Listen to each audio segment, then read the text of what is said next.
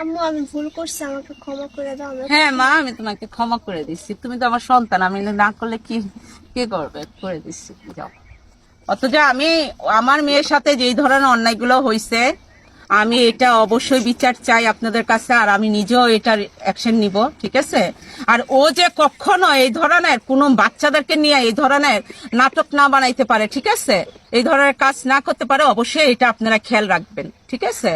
আর আমার যে যেটা যেটা করণীয় আমি সেটা করব। আচ্ছা, করণীয় কি, মামলা করবেন?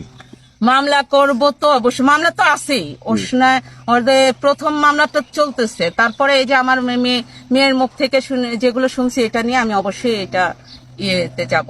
ছেলে ছিল খুব ভদ্র একটা ছেলে, খুব ভালো একটা ছেলে। ওই ছেলেটা আমাকে বলতেছে, আন্টি আমি সাকিবটা অনেক চেষ্টা করতেছি দিয়ে আসতে, আপনার নম্বরটা আমার কাছে ছিল না, যেদিন প্রথম আসছে সেদিনই আমি পাঠাই দিতাম। হ্যাঁ, আমি আপনার সাথে যোগাযোগ